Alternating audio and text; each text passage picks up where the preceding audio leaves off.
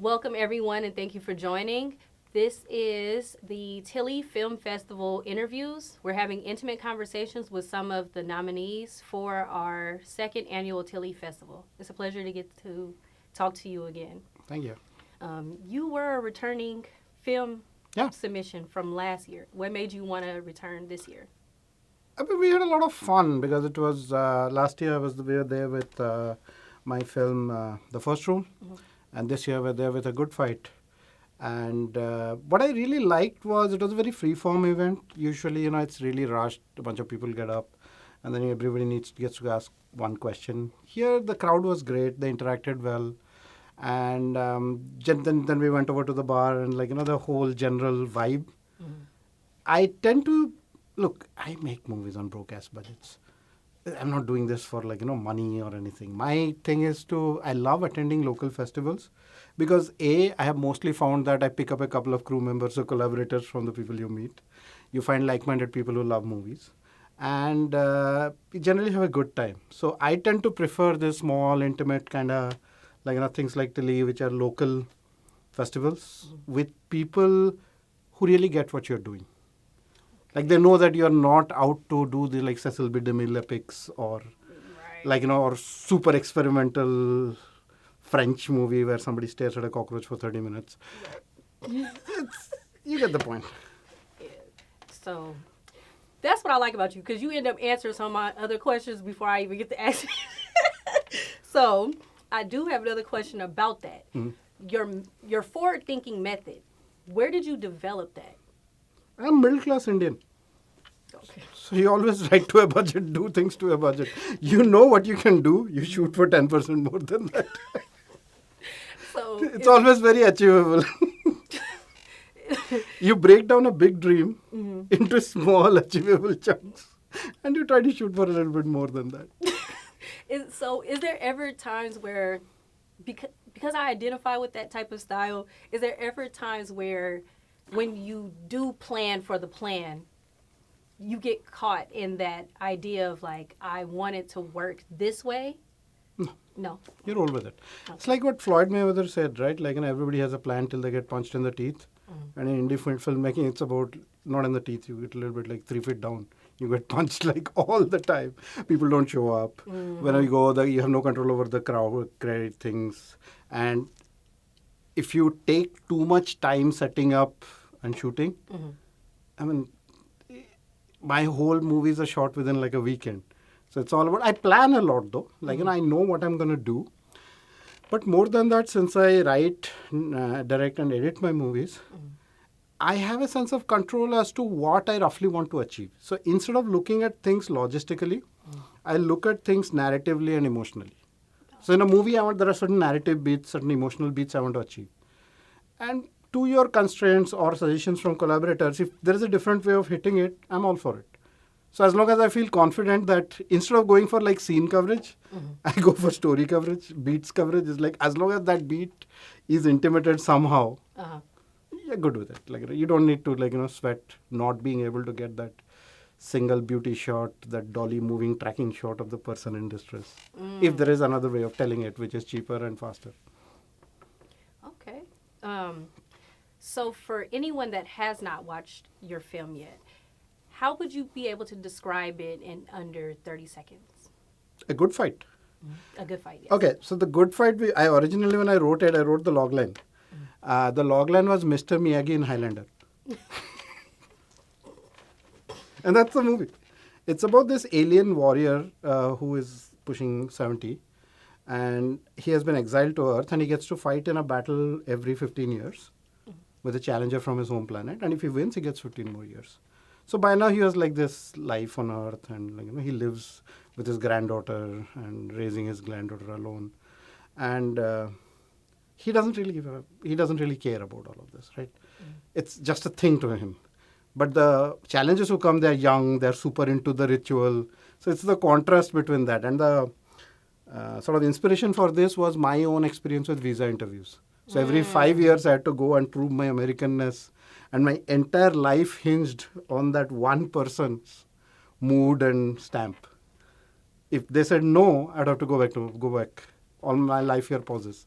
So these two were the core things. Oh, wow. See, that provides a different aspect that someone from America wouldn't understand. Like, Yeah, it's an immigrant experience, right? Like right. it's like how fragile is your life. So this is another thing that's why I believe something like TILÈ, which encourages diverse voices, is important. Is you live through life and you experience it with like your sort of own funnel and perimeter, your own tunnel vision or whatever you pick up. You have no idea how somebody else would see the same thing. In a way, pretty much everybody has a sense of privilege, whether based on finances or based on this. So it is necessary to get more voices telling different stories. And that's what I love about being able to make like these small movies, because all of my stories, I love genre fiction and I'm an immigrant, so I always love telling stories about the immigrant experience. But I like telling them simultaneously. So it's like I would make a science fiction movie. Last time I made a crime-noir movie, which was The First Rule. Yeah. And that was about this Asian grandma who drives like a Uber and an assassin takes a ride. So, even situations which may seem cliched when you boil them down, when you filter them through the prism of like a unique perspective, you can tell a new story. And they don't cost much. That's true. And because the thing is, like, there were certain other themes that even though the challenge of getting a visa never crossed my mind, it was looking at the young lady having her fight at school. She was proud because she's like, oh, I took on 2 boys, right? So it was that challenge against, like, I guess, misogyny, right? Like, oh, yeah, I did it. But then also her not knowing that her grandfather used to have that same fiery spirit. And it's like, it makes me think of, like, it took me until I got older to realize how much I was like my grandfather. Yeah. And it was like, dang. Or even your father. Like, see, what happens is, growing up, as like, when you're a kid, before you do it. So you enter these phases, right? And then a family. So this was a story of a family, right? It's a generational family. It skips one generation by default. I mean, there is some backstory that I wrote, but about like, why. So in a way, it's about like, when you're really a kid, you think like your parents are like superheroes because you don't have no frames of reference. Then you go to the tween phase, the teen phase, and it's a relationship of your evaluation of your parents keeps on changing. But in the end, they are the first role model you have, right? So in a way, in this, Aki, the granddaughter who is like was a middle schooler, and the way she evaluates her grandpa is as he has settled down into a life. Like, the backstory was he works in a garage. And like he works with his hands, even though he was like a general in his planet, and like he was a centurion, which is like Roman for a general, and he now lives a very blue collar life. Just wants to bring up his granddaughter, which is the classic like Unforgiven kind of like setup. The old gunslinger settled down to a life of farming kind of stuff. So it was that, but I love that line when Aki says, I know it's not a spoiler, when he says, I bet he can't throw a punch. And that's a standard evaluation of what my kids think of what I do. And I tell them that, like, you know how many kids I have? They're like, how many? I'm like, 2 that I know of. Let's leave it at that. Yeah, it's like sometimes kids. You don't know how wild I was before I settled down. It's like, yeah, I'm chill now, but just know. I did have a question because this is the second film that I've seen where the characters are Asian focused or of Asian descent. How much research do you use to make sure that their depictions are accurate? So, I mean, technically I am Asian, right? South Asian. Right. But like, when you write something, right, the way stereotypes push in, when you don't understand what you're writing about. I mean, it's like, if you look at like John Hughes films, like the 16 Candles stuff, very stereotypical Asian characters, like Long Dak Dang and all those things. Right. Or even look at Russia. It's funny, but now you look at it, you cringe a bit.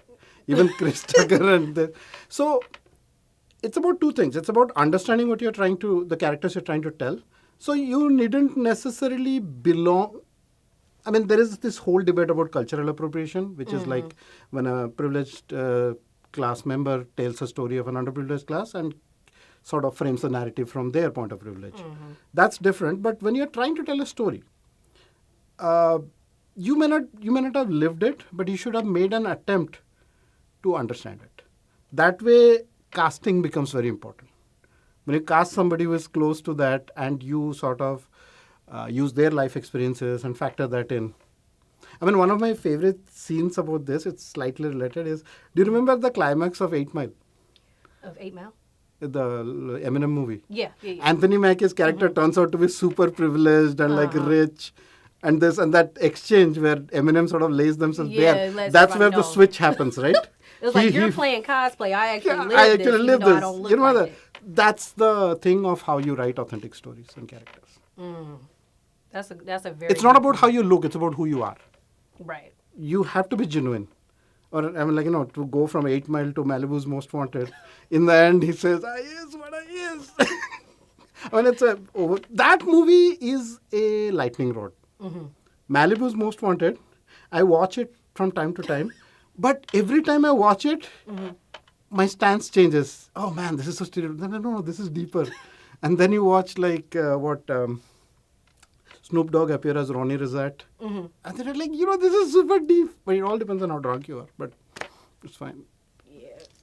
We should watch that sometime. Mine's was Bowfinger. Yeah. It's like the aliens is coming. Had all the people thinking So aliens. it's like Malibu's Most Wanted, Black Dynamite, and Undercover Brother, and there was another Euro Trip. These are my guilty pleasure movies. Like, I would watch them and then immediately feel guilty about, how can I watch this? It's like, I wasted a couple of hours. But Euro Trip, Scotty doesn't know. Undercover Brother, solid. It's like, I love those movies. It's like... Since you tend to shoot it in such a small frame of time, do you end up, what's the method for creating the stunt scenes? So, any action scene, right? And anything, you have to block it out, you have to storyboard it. But on the day, you got to understand what you're trying to achieve. So, choreographed stuff is a luxury. So, you should know that things will go wrong, you roll with it. Like, say, for example, Rico and Nen, the two actors, they are martial artists. Rico is the sensei, and Nen was his student, and then Nen now also teaches. So, they have this channel called Cali Conversations on YouTube, and they do all of this. So I explained to them that these are the shots, high points of the fight. These are the narrative beats. Like, person A needs to be on this side. This is like a first engagement where he loses. Then he gets up, and then they switch sides. And I want to end it with like a big finale, sort of a finishing move. So they came back with several options. We tried it out, and I blocked it. I just filled them on my phone, and some things worked out. So we decided, okay, this is what it's gonna be. So the day of the shoot, they show up. The fog rolled in. So that was a happy accident, right? Like, it adds so much, like the otherworldly thing. When you see the movie, you'll understand that it, and because I'm a big fan of like the Golden Harvest Kung Fu movies, Sammo Hung, Gordon Liu, that kind of movies. And there is always like, whenever Gordon Liu throws his beard, in the back there will be like this fog in the meadow. So it kind of gets that vibe. So that was a good homage because that was the source inspiration for it. So we hadn't yet decided what they will be fighting with. I'm like, anything is fine, stakes and all of this. I'll roll with it. So Rico and Nan take me to the back of that car and said, we have some options. I'm like, okay. So they open the thing. It's literally like a Tarantino movie. When they open it, there are like axes. There was a Morning Star in there. Like, the thing that you see. There are axes, there are like knives, there are katanas, like a whole array of weapons is there. I'm like, dude, I don't have insurance. Like, you guys poke an eye out with that one, I'll be paying. So, leave this, just grab two sticks. You grab two small sticks. You grab the last. But all joking aside, they did it. They really went at each other. And one thing, I was supposed to catch Rico when he falls back. So, if you look at the outtakes in that, so I was like, nice catch. So, yeah, it was fun. And a lot of credit goes to Justin, our DOP. He said, no, I'm going to film it on the stakes, but I'm going to also film on a shoulder-mounted thing. And he just took the camera handheld and went and got that. That gives the fight a little bit of that raw sort of being there energy. Right. We knew we wouldn't be able to do like super slow-mo or like Matrix. I did do one VFX shot. I had to learn from YouTube how to do it. Yeah, that was fun. That effect that you learned from YouTube, like how much room for error did you have during those shoots? So think about it this way. There is no room for error because you don't want it to look like super cheesy. Mm-hmm. But at the same point, you know that there is an upper bound. I mean, so why the hell not do it? Try it out, see what happens. Like, it's like the F around and find out kind of, but for the good way. When it comes to balancing home life, work life, and also being in creative mode, how do you prioritize self-care? Self-care? Yeah. That's a good question. I mean, do I look like self-care? No, so one of the things is COVID actually threw a spanner in that. Like, especially what happens is whatever your partitioning of your mental stuff is, physically you get some time in between, right? You're changing space. Like you're at home, you're at work, you're out filming. So when COVID happened, pretty much everything shut down. Mm-hmm. So I had actually health issues, and now I'm slowly trying to get back to that. My self-care stuff is I'm happy when I'm looking through a viewfinder at people. And it sounds creepy when I say that, but I love filming stuff, like, people and all this. It's kind of my meditation. So Okay. that's what I do is I keep on looking. So in a way, when I look back at that footage and I edit it and I put it on my YouTube channel, it teaches me a lot about composition. It teaches me a lot about, most of my movies, if you look at it, I prefer a more organic documentary-like style rather than a stage style. So that's where it comes from. It's like I love observing people. It's not full verite, but I love moving things. And at a budget, motion is one of the free sort of up-leveling things you can get because most short films are shot on sticks with very wide lenses. It's just like one performance. But if you add a little bit of motion and a little bit of establishment shot and thing, it levels up your game. So, but that I learned because I used to just, whenever I used to get depressed, I would just take a camera and I would just look through it at people, at things, or my dogs. My kids nowadays run away. Well, I think that's an actually good, like a good way to channel like stress and really anything. I can't meditate. I fall asleep. If somebody tells me to take deep breaths, I fall asleep. That's a good thing though. If you fall asleep. Yeah, I fall that's a asleep. I good go to thing. deep sleep. So this is my meditation. Like it's either that or taking a little squash ball and just hitting it against the wall, which drives my wife nuts. So she prefers I do this. Would you ever get to the point where you do want to make like full-length films? Yeah, feature films even, right? Yeah, so I'm working on a couple of scripts, but again, I don't want to get away from what made me successful. Whatever little success I had, I understand the principles, I understand my own strengths and limitations. So I am working on a couple of concepts on that. But rest assured, it will be lean. It will be like a very stripped down version of a larger story. It will be achievable. So I want to do a practice movie first. Like, I want to shoot something in 7 days with like less than 5K budget. And it's just a practice movie. It's like, Robert Rodriguez did Mariachi for 7K because he said he never intended anyone to see it because he did it because he had access to certain things and he wanted to see how to make a movie. Oh, okay. So I think that's when you do your best work, when there are no expectations, no pressure. It's a bunch of people signing up. So my advantage is that I could write it to be under that. So that's one. Plus I have a couple more short film ideas. My short films are slowly getting longer. They're getting more complicated in terms of the staging and logistics because I feel confident that everything I learned in the last movie, I should try a little bit more. Okay.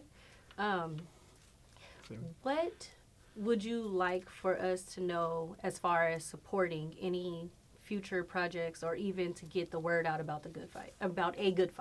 So A Good Fight thankfully had a very nice festival run.